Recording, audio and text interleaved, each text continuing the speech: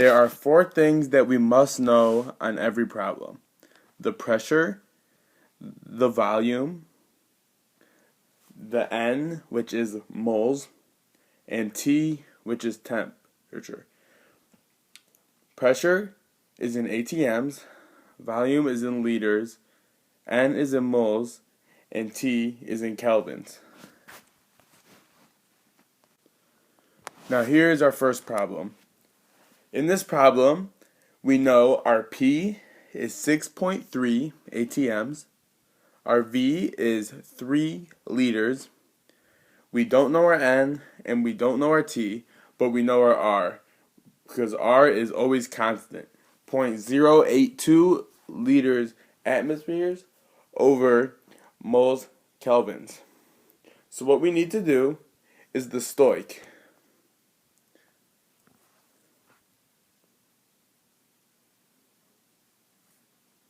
As you can see, in this Stoich, we take the grams that we know from the problem and convert grams to moles.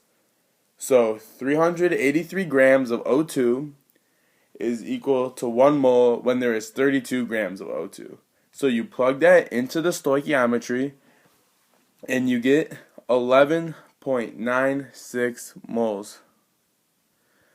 To continue this problem, we must find the pressure, which we know the volume, and now we know the N. So now we can plug this into our Pivner equation to find T.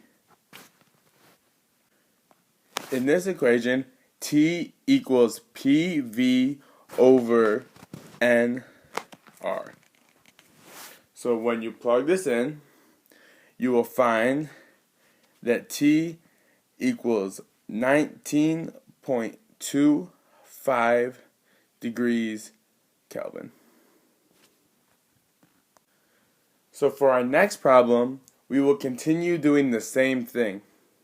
We find our variable list and we find out our givens. Our givens in this problem is the pressure, the volume, and the temperature. Pressure, as we can see, is 1.134 atmospheres. Volume is 26.25 liters. We don't know N, but we do know our temperature, which is 423 kelvins.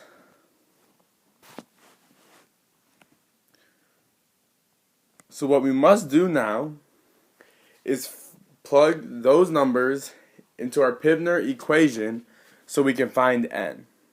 Once we do this and find N, we will then be able to plug that value into the stoichiometry to find what the question is asking.